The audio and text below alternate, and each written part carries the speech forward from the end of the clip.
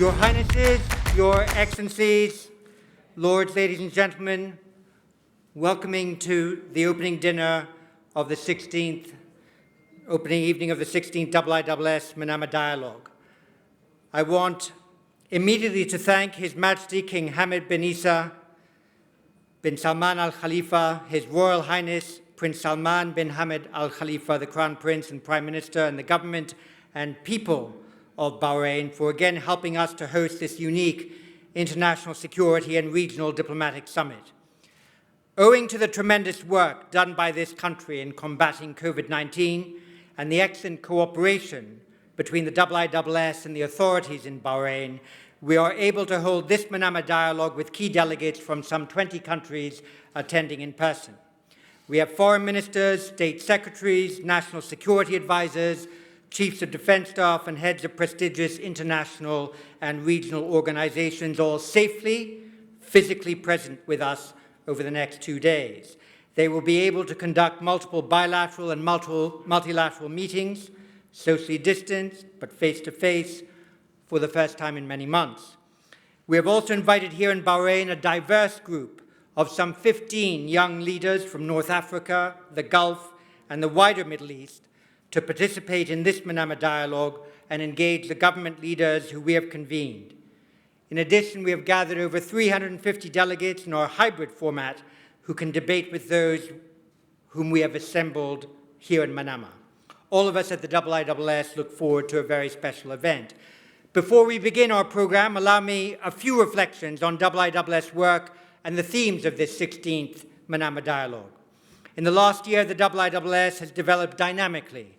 Headquartered in London with offices in Singapore, Bahrain, the US, and soon Germany, the Institute has generated facts, produced analysis, and exerted influence on the great strategic questions of the day with an international perspective, international composition, and international reach.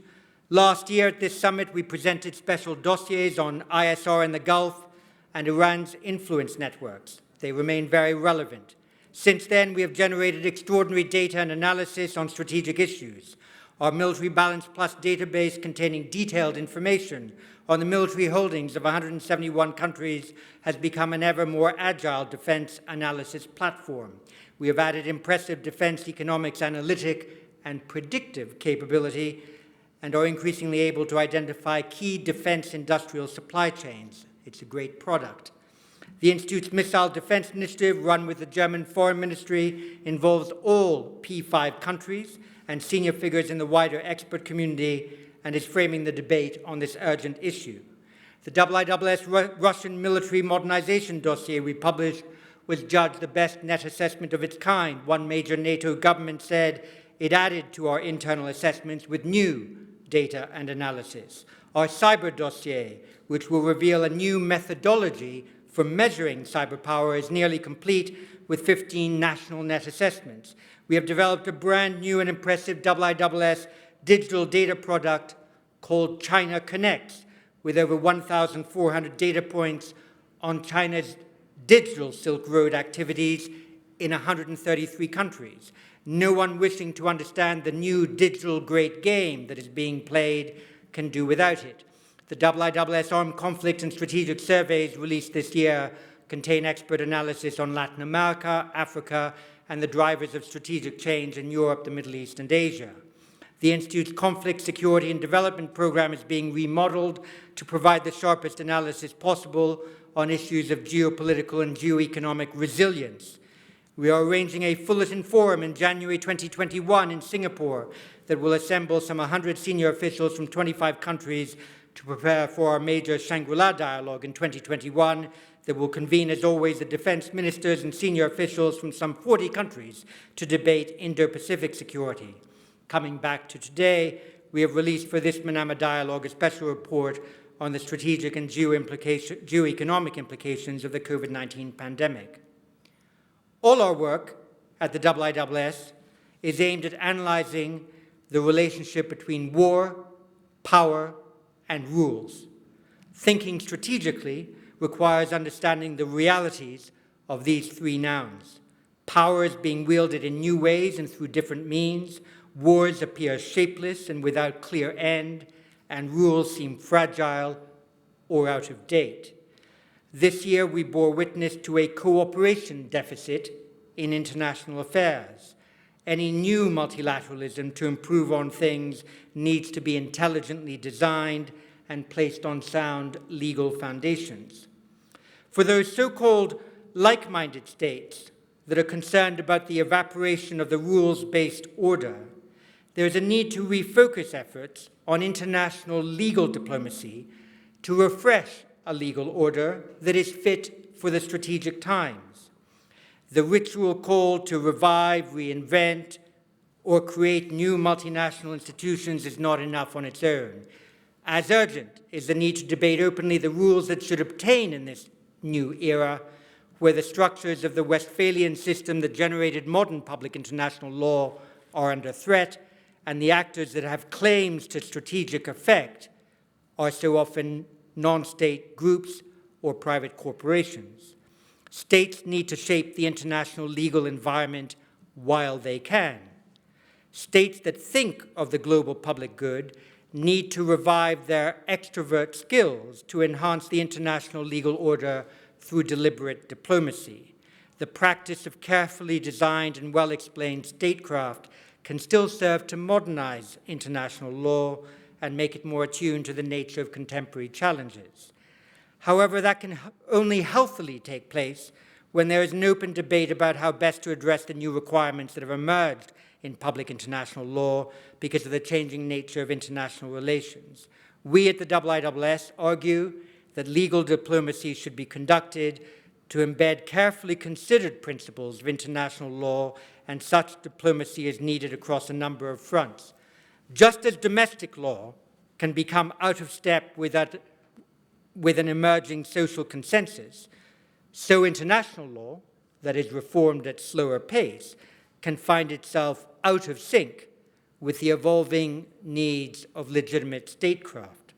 The champions of a liberal international order might usefully embrace the thought that good statecraft, democratically rooted, creates sound law. Outdated law, left untouched, imprisons ethical statecraft.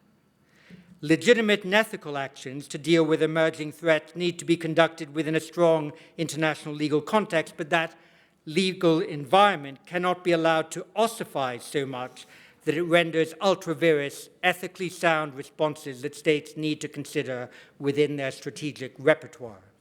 Transnational actors, in particular, are acting increasingly outside the scope of modern international law.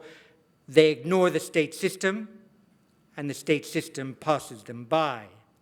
They have sought to colonize the spaces between the law, and the state system has not responded with a symmetrical effort to render illegal their violent transnational activity.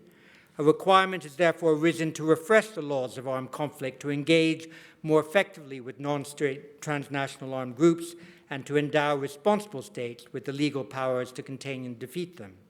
In the past, transnational armed organizations became familiar enough in their structures and composition to be penetrated and dismantled. Now and in the near future, transnational terrorist ideas and methods will travel through emulation and inspiration and may not display obvious command and control features. Such threats are more difficult to counter and interrupt. Opportunities to do so will be fleeting and may require remote intervention to prevent attack. Modernizing legal appreciations of when, in the digital age, a threat may be considered imminent and how authorities are to be generated to deal with them should be an emerging priority.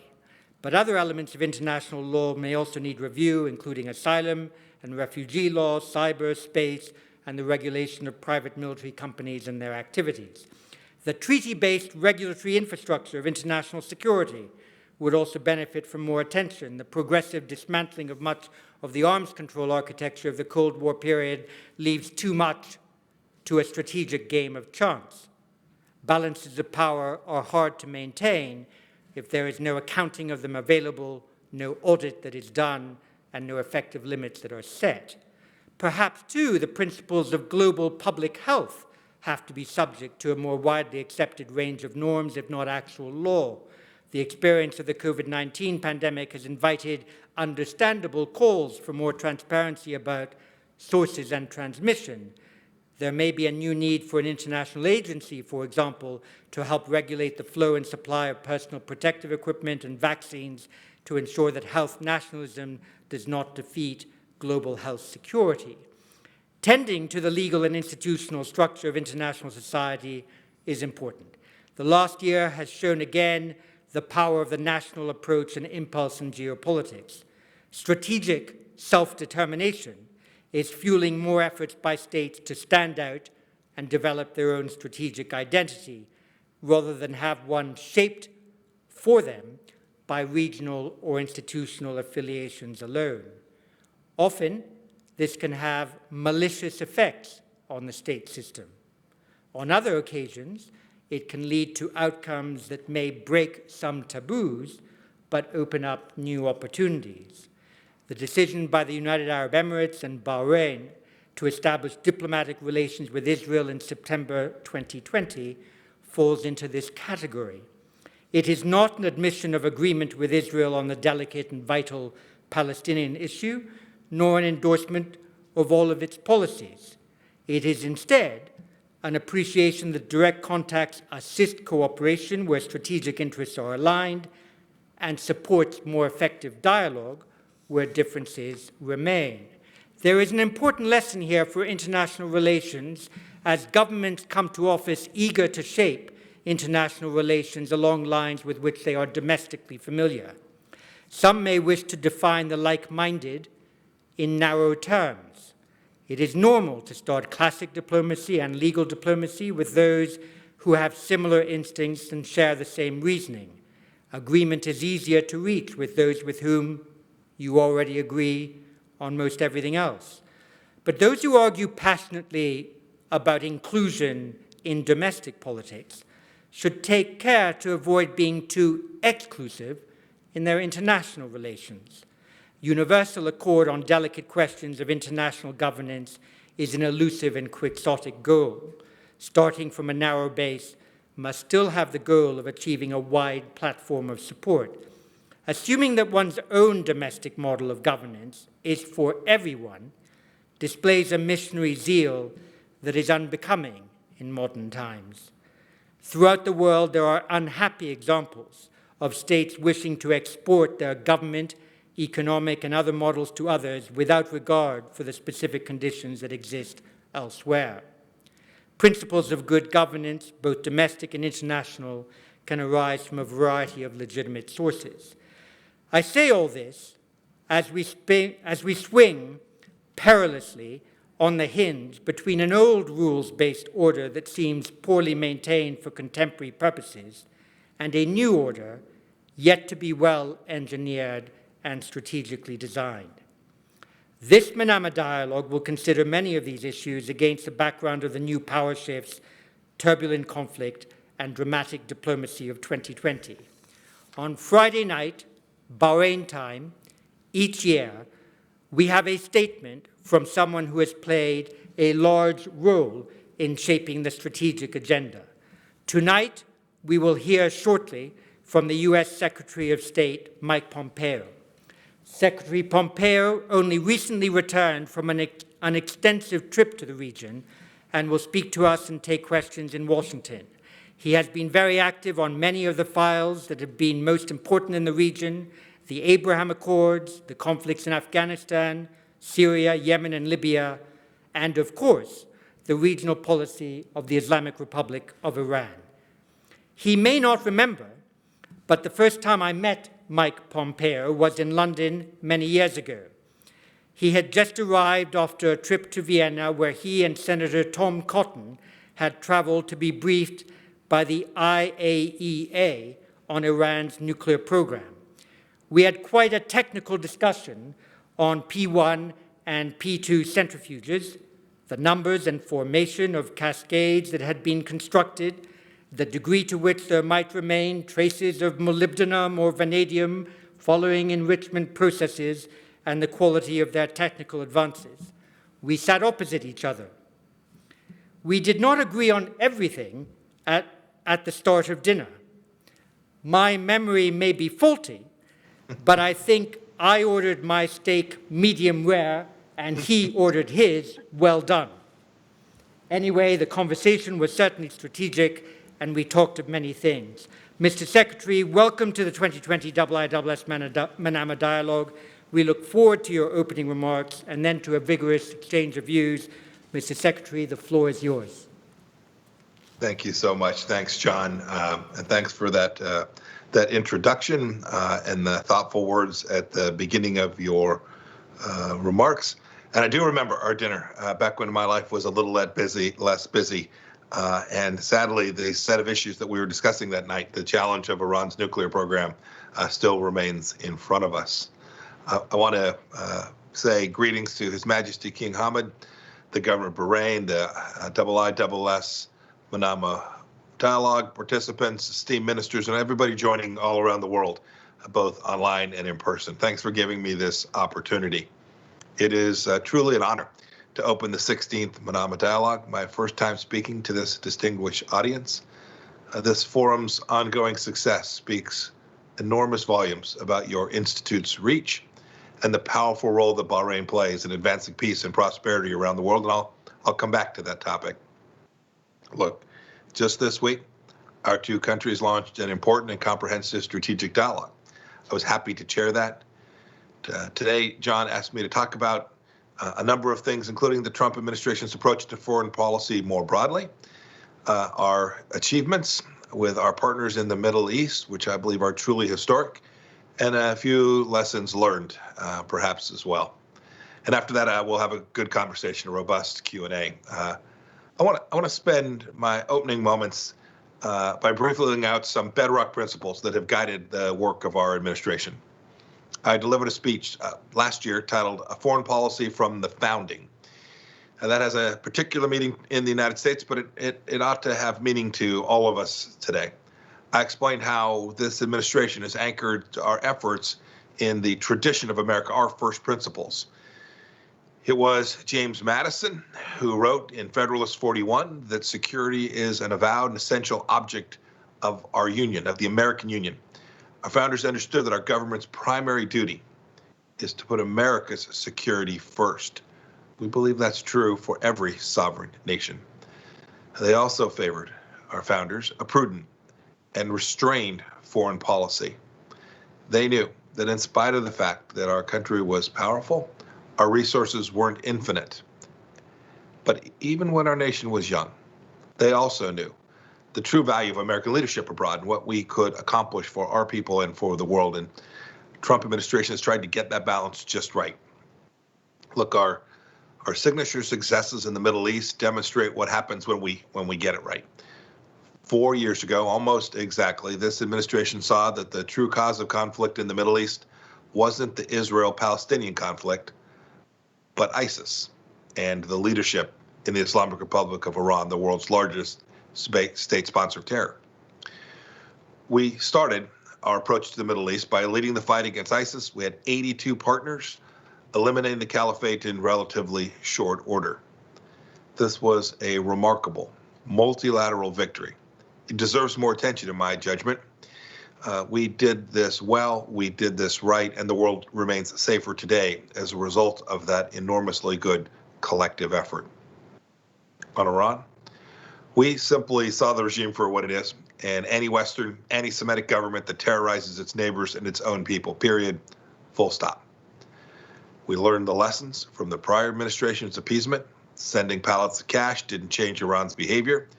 Rather, it funded and supercharged their terror campaigns. We understood that a democratic Israel should be a partner, not a problem for countries in the region. And so we flipped the switch. We took a different approach. We rejected appeasement and put security and deterrence, not dialogue for dialogue's sake, at the very front. A very realistic approach. So what did we achieve at this point? We got out of the JCPOA, which traded cash and immunity for Tehran's malign behavior in exchange for unverifiable nuclear pledges that put us all at risk. And with the help of our Gulf allies, our maximum pressure campaign isolated Iran diplomatically, militarily, and economically. We've now leveled 77 rounds of sanctions, targeting close to 1,500 individuals and entities. We've deprived the regime, according to their own words, of some $70 billion for terror. Proxies like Hezbollah and Hamas are now in deep austerity mode.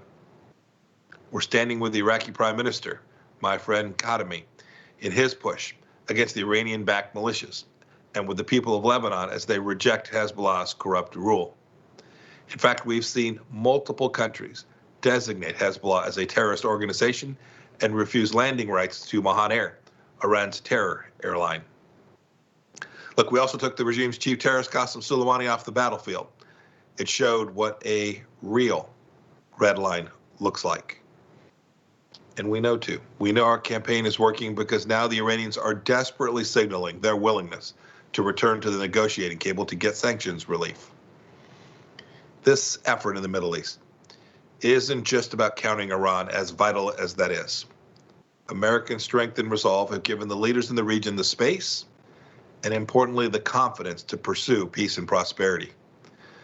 The signing of the Abraham Accords at the White House in September wouldn't have been possible without the maximum pressure campaign and our active diplomacy with strong partners in the region. We're not done. We're continuing to build on that progress. Goods and people are now crisscrossing the region along entirely new routes. It was an honor to be in Israel and greet my friend, Bahraini Foreign Minister, a few weeks ago. He and I together convened the first trilateral meeting of our governments. And I'm confident that more countries will make the right decisions. They'll do so because it's the right decision for their people. They won't follow the UAE and Bahrain and Sudan's courageous examples in turning the 3 no's of the Khartoum Declaration in 1973 into the 3 yeses of the Abraham Accords. They will do so because it's right for their people. You know, four years ago, John, a lot of influential people in the world would have said that even hoping for these achievements was pure fantasy. But we've shown that the real fantasy was the bankrupt conventional wisdom that said there couldn't be progress until the conflict between Israel and the Palestinians was solved. We could see it was nonsense, and we acted on the fact that we knew that reality would bring peace and prosperity. Our new approach continues to bring the possibility of a better future for all the peoples in the Middle East, including the Palestinians. And indeed, that's the bar against which all future action should be measured. Not the failures of outdated policies, you talked about this, not the failures of outdated policies based on flawed assumptions, but based on the reality of our times. You know, this is the same fact, the same truth of our policy towards the Chinese Communist Party. And while I won't go into detail here, I hope to, we have time together to talk, but for decades, the world had hoped that economic integration would lead to political liberalization. The China fantasy. It didn't happen. Chinese Communist Party never wanted to behave like a normal regime because at its core, it's not one. Like Iran, the party is a revolutionary relic. That's why they work together so much. So again, we stepped back. We looked at reality. We remembered first principles and reorganized our policy around a security framework and simple common sense. The good news is we're rallying other nations to our side, because this isn't about America versus China. It's about freedom versus tyranny. We all have a stake, including where you sit in the Middle East. This is important to get right. I want to close with one final thought on the Middle East that shows the good that happens when we get this balance perfectly. As you said, I returned home from a trip to Israel and the Gulf just a couple weeks ago now. I was optimistic because of what we've managed to accomplish together. I was encouraged by the level of renewed hope I witnessed, especially among the younger generation. That's as it should be, given the success of the Abraham Accords. But there was another noteworthy agreement, an MOU that we signed with Bahrain in October. We agreed to combat all forms of anti-Semitism, including anti-Zionism, and the delegitimization of the State of Israel.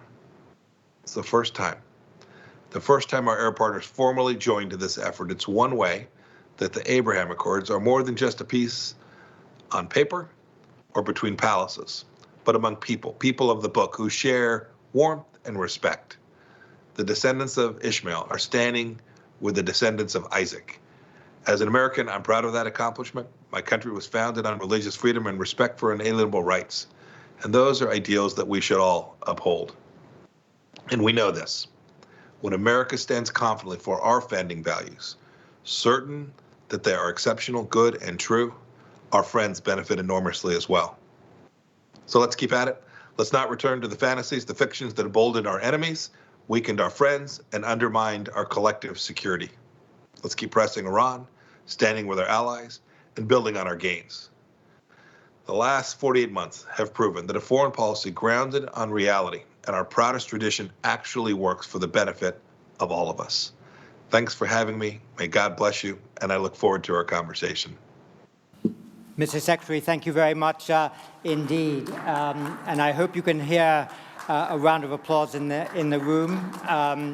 We look forward to the conversation just now. One little housekeeping point for the many people we have here gathered in Bahrain in this room and the neighboring room. If you want to seek the floor, and I hope a number will, just press your microphone. Your microphone will turn green. That doesn't mean it's on. It just means that you're on my list, and I'll call on you, and then your microphone will turn red, and then you'll be able to speak and pose your question.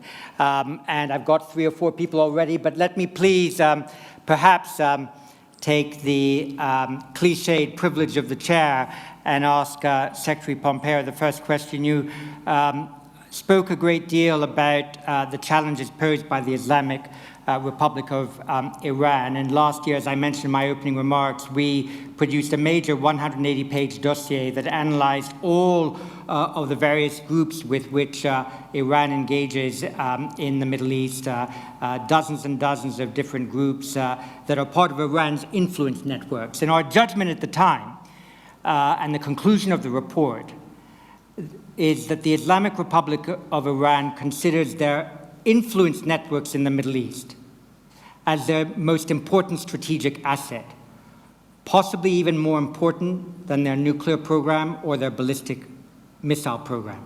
And the reason they consider their influence networks as their most important strategic asset is that it is those networks, day in, week out, month by month, that actually change the effective balance of power in the Middle East. And the implicit conclusion of that is that if it is their most prized strategic asset, it won't be a strategic asset that will be easily negotiated away or easily sanctioned away. Might have to be fought. So if you agree with that analysis, what is the strategy to deal with Iran's influence networks in the Middle East? So I think their security framework, the leadership security framework, actually depends on all 3 of the things you described. Their capacity to continue the capabilities, their nuclear capabilities, their capacity to project those weapon systems and threaten the Middle East with short-range and medium-range ballistic missiles, to continue to refine that program. And then you described it, their capacity to have influence operations, including not only militarily, that is their military proxy forces, but their capacity to have influence through other means as well, political means as well. So yes, we have to attack all 3 of those. This was one of the central shortcomings of the JCPOA. It got some verification. It got them to stop turning some centrifuges for a little while, but it underwrote this network of activity that you described, the very influence and proxies that you described. The regime's behavior must change. In May of 2018, I laid out 12 simple points. And I've seen in the international world, I've been ridiculed just a bit for that, and just a touch here at home too. I challenge anyone in the audience today to go back and read those 12 points and tell me which one of those you would find satisfactory if Norway or Sweden engaged in that behavior. All we're asking is for the regime in Iran to behave like a normal nation. And that includes, John, to your point, it includes ceasing this malign activity that takes place through their external influence operations as well. I couldn't tell you if they'll cede that voluntarily. We've seen in life before that things that one thought couldn't be negotiated can when the stakes are right and the costs are sufficient. But in the event that they choose not to do that, in the event that they come to the table and are only willing to talk about turning off a few centrifuges for a few months or a few years, the world should find that unsatisfactory. The Middle East countries, I assure you, will find that unsatisfactory. whether it's Iraq, whether it's Israel, or whether it's the Gulf states, I would tell you that the good people of Syria who are now living in Turkey or in Lebanon, who were forced to flee because the previous administration's policies appeased the Syrian regime, could tell you that appeasement of Iran will fail the people of their country as well. We have an obligation, a collective obligation, to ensure that we get this right.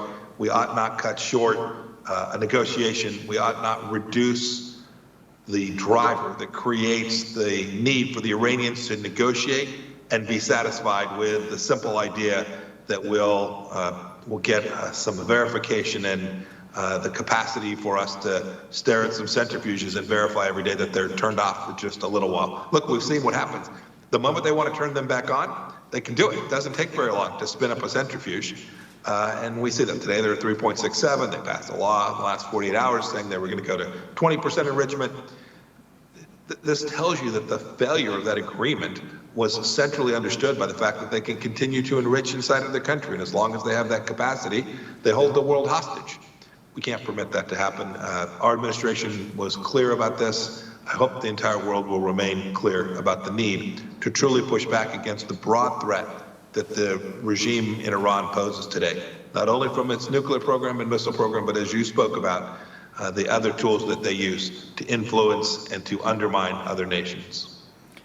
Superb. So we now have, as you can imagine, lots of questions from the floor and also coming in internationally. What I propose, Mr. Secretary, is I take 3 questions here very crisply, and then you can answer those as a group. Could I first ask Giselle Khoury? Your microphone is on. Yes, thank you. Good evening, Mr. Pompeo. I want to ask you about your outgoing administration. Why your administration does keep achieving the reconciliation between Saudi Arabia and Qatar? Good. Thank you very much for that. There's a lot of questions actually coming in internationally on the Saudi-Qatar relationship, so that's one to park and to come back to. And now I'd like to call on General Amos Yadlin from Israel, who's with us here in Bahrain, partly as a consequence of the new diplomatic relations. Amos, your microphone is on. Off. Thank you, Mr. Secretary, for your speech. And even thank you more for the foreign policy you have led that brought finally peace to the Middle East after 25 years that we didn't pay attention to the fact that peace is not here. And this is a different peace, a warm peace. I want to ask about the maximum pressure.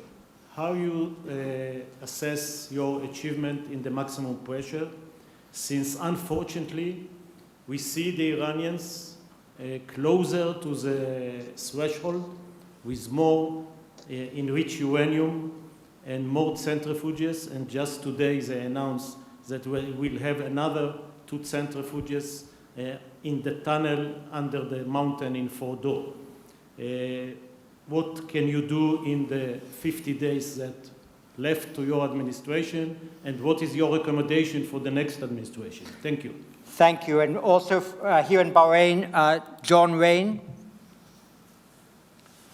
Thank you, Mr. Secretary, for your comments. I noted the connection that you made between your foreign and security policy and the founding.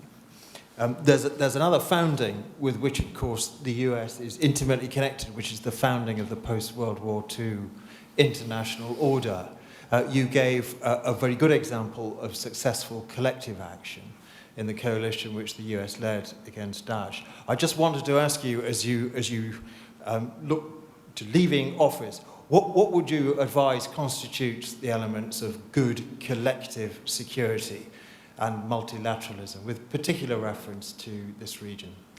And the 4th question, before we go back to the Secretary, I'll read out because it's from the editor of The National in the UAE, Mina Al-Oraibi. Mr. Secretary, does the drawdown of troops and diplomats in Baghdad not undercut the Iraqi government and Mr. Khadimi, who needs US support at this time? Won't Iran be emboldened by this U.S. decision? So those are 4 questions for you, Mr. Secretary. Over to you. I'll try to do them, and at least 2 or 3 of them are actually connected, so great that they were presented in a group.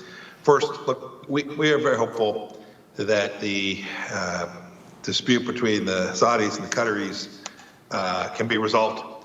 We hope so because we think that's important for peace throughout the Middle East, but most importantly, we think it's the right thing for the people of each of those countries. We're going to keep working to do what we can to facilitate conversations and dialogue where we can help. We're anxious to be helpful. I get asked all the time, well, when do you think this will end? Or when do you think the next country will sign the Abraham Accords? Goodness gracious, I'm out of the prediction business in terms of timing. It'll be resolved when the parties conclude that it's in their best interest to do so, that it makes sense for their people. This is the central idea, and you talked about going back to founding principles. Every country has its own founding traditions. John, you spoke to this as well. Each country has a history and a tradition and a culture which drives not only its domestic politics, but its place in the world as well, and how they interact with other nations.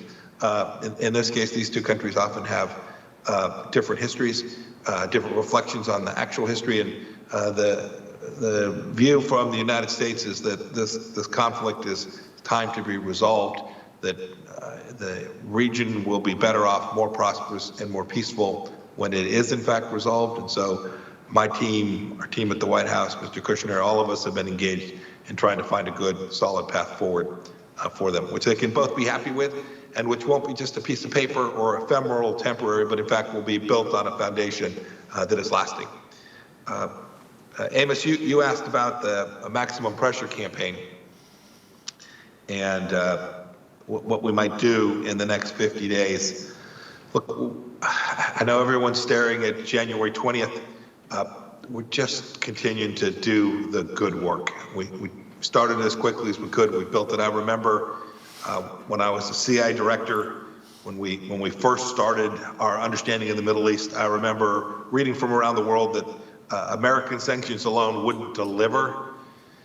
So we worked to try and build out coalitions that would join with us. In some cases we were successful, in other cases much less so. But the sanctions themselves have been incredibly effective. When I say effective, we can see that the regime in Iran is having to make difficult choices about whether to invest in their space program or underwrite militias that are in the southern part of Iraq. They're having to make decisions about whether to work on a new technology that it might have a dual use. In fact, it might have a valid civil use, but also might be connected to a nuclear weapons program, or potentially the technology used in a nuclear weapons program, or to underwrite the efforts to destabilize the government in Lebanon and prevent it from being reformed in a way that could deliver good outcomes for the Lebanese people.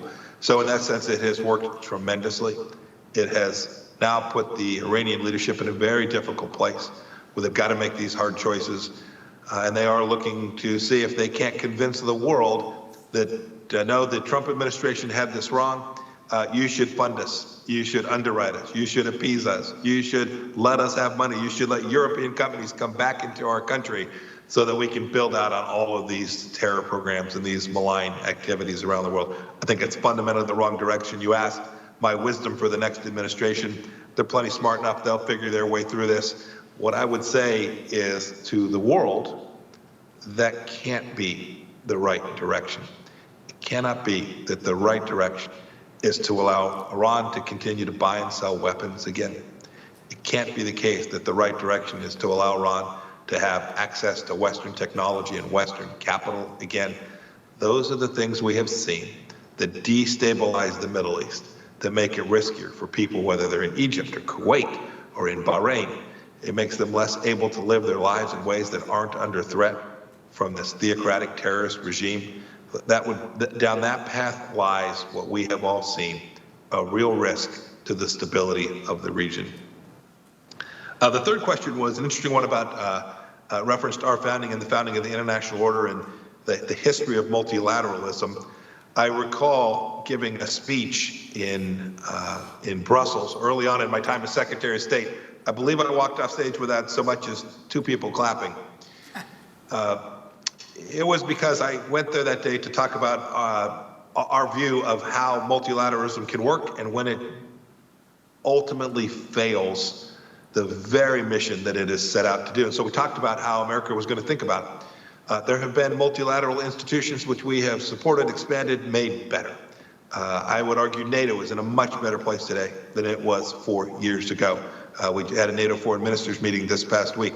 I listened to it talk about the threats of the day from space, from cyber, from China, the threats that continue from Russia. These were conversations that weren't being had, and there are resources available for NATO today that wouldn't have been had without the hard work that America did to convince every nation that it was in its own collective best interest to be part of that important, critical transatlantic multilateral institution. There have been others that we just simply concluded wouldn't work. I'll give you a couple of examples. The World Health Organization. The World Health Organization miserably failed each and every one of the countries that you all represent. It allowed the Chinese Communist Party to obfuscate what took place. It allowed it to cover up. It didn't ring the bell. Its systems failed to prevent a virus from traveling from Wuhan around the world that has now undermined every economy and killed tens of thousands of people. This is tragic. This is a failure of a multilateral institution. There are 3 significant reforms that have taken place over the last dozens of years. They all failed. And so we concluded we were going to find another place, another way that the international community could come together to do pandemic prevention. This has to work. We want to be part of that. The United States wants to be part of that. But the World Health Organization became a political tool instead of a science-based effort to actually deliver security and safety from these pandemics across the world. It's how we think about it. Does it get real results? Does it deliver good outcomes? Is the organization fit for purpose? If it is, we'll reinforce, we'll invest our resources, and we will be a strong partner for every member of the multilateral institution. If it doesn't, we should either fix it or forget it. And that's how we have thought about this. And final question, I'll be brief about this. We're trying to get our force posture right and our diplomatic posture right in Iraq and in Baghdad. We have been committed there for a long time. President Trump made 2 purposes very clear, 2 missions very clear. One is to continue the campaign to make sure that ISIS doesn't raise its ugly head again.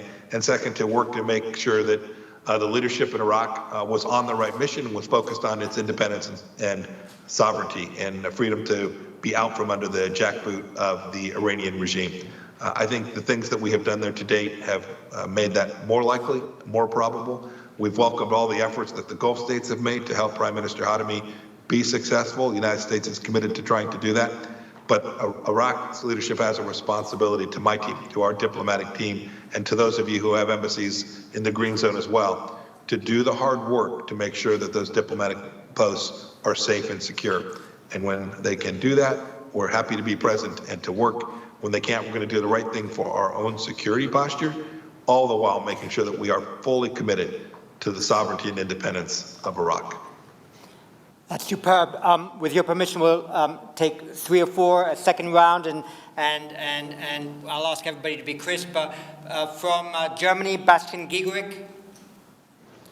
Thank you very much, Secretary, for your remarks. You spoke about China and the actions that countries in this region and other regions should take to put up defenses against that expanding influence, which the Director of National Intelligence U.S. Director of National Intelligence just characterized as being ultimately about dominating the planet economically, militarily, and technologically. A lot of countries, when they take action, take up action to protect themselves, investment screening, supply chain diversification, those kinds of things.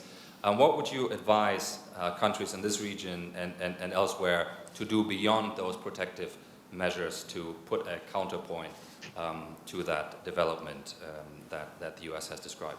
Thank you. And from Korea, also here in Bahrain, Chung-Min Lee. Thank you, John. Mr. Secretary, thank you for your speech. My question is, President Trump emphasized that he wanted to end America's long wars in Afghanistan, and I guess to a more limited degree in Syria. As you think about the most important military achievements of the Trump administration, how confident are you, Mr. Secretary, that the U.S. will continue to become the indispensable military power in the region and to project power, military power effectively? Thank you. And we have a young leadership program here, as I mentioned, and we're delighted to have from Morocco, Imu Al-Kais Talha Jabril. Your microphone is on. Hello. Thank you, Mr. Secretary of State. I'd like to ask you a very brief and direct question. What is the current administration's U.S. stance on Morocco's recent skirmishes or clearing of the way of the Polisario protests in the Western Sahara region? And secondly, what is, in your personal capacity, your opinion in dealing with this issue? What diplomatic efforts would it take from the U.S. and other actors to actually deal with this issue and remove the security threat this issue has been creating for the long term? Thank you very much. And finally, also on Afghanistan, and we take note that Afghanistan's National Security Advisor Mohib will address the dialogue this weekend. Your colleague Zalmay Khalilzad, this is a question asked by Antoine Levesque based in London. Zalmay welcomed 2 days ago a 3-page agreement codifying rules and procedures for their negotiations on a political roadmap and a comprehensive ceasefire. How does this development newly help overcome structural challenges to the road to peace? So that's your gang of 4 questions to conclude, Mr. Secretary. Over to you. All right, I'm going to take these in reverse order because my memory is short.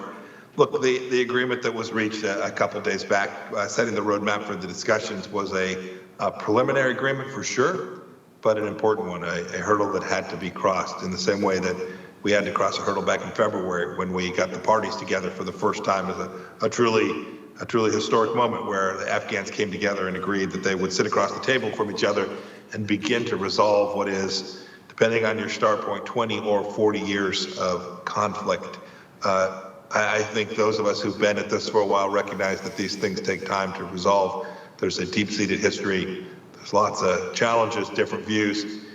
Not just 2. We talk about the Afghan government and the Taliban. This is a diverse society, and we're working to bring every element of that society to the table so that all of those voices are heard. To get this right, to get this process right, enabled us to move on to the substantive conversation. We know that that substantive conversation will take some time.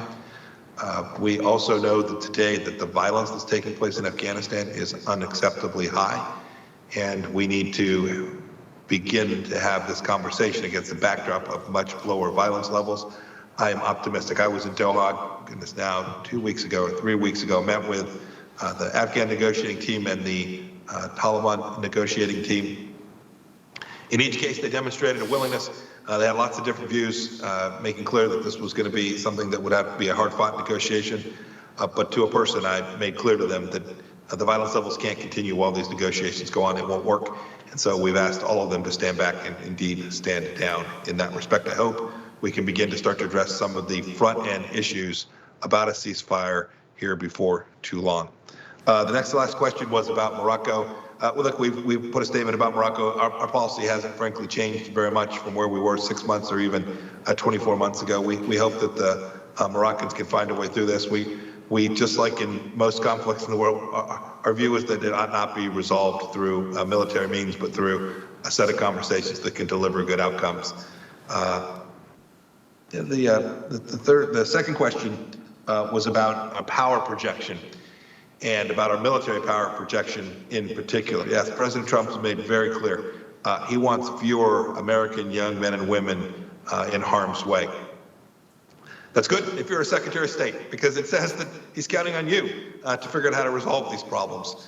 We know that we can do this when we have a strong military. We built it up. We spent $750 billion a year to build out the world's finest military with the most capable set of structures to deliver good outcomes for when we need to do that. But President Trump's made clear he wants us to have to do that less often. So the burden falls to those of us in the diplomatic world to go deliver that. It doesn't mean we're not going to have. We have our fifth fleets there in Bahrain. We've got forces throughout many places in the Middle East. I think those things are enduring and important. We've got forces in Saudi Arabia. We've got lots of activities all throughout, not just the Middle East, but in the Indian Ocean. And these are important places for America to be, so that our deterrence posture can do what President Trump described, which is to put fewer of our young men and women in actual harm's way. And then the first question, and where I'll wrap up, is this idea of what should Middle Eastern countries do about China. I don't think it's any different for countries in the Middle East than it is for any of the rest of us. Every country has deep commercial ties inside of China. And that has blinded us, including the United States, for decades to the malign activity of the Chinese Communist Party. This is not accidental. This is deeply intentional on the part of the Chinese Communist Party's leadership. But as the DNI said yesterday, his basis for believing China's desire for hegemony is that this is what the Chinese Communist Party says. It's what they tell us. And so every country needs to be mindful of that. So we can't have Chinese equipment in our telecommunications infrastructure. We can't have the Chinese showing up with a commercial veneer for PLA as PLA cover entities. We have to take those risks seriously. And that may well mean that China will threaten certain commercial activities in your country. Walk through the fire, get it right, keep your people safe. Do not let the Chinese Communist Party come to treat your country as a vassal state. Mr. Secretary, thank you very much for these opening remarks. Thank you even more for the conversation in which you've so vigorously engaged. And thank you even more for getting our 16th Manama Dialogue onto such a great start. Many thanks. Thank you, sir. You all hope you have a great rest of your conference. Thank you.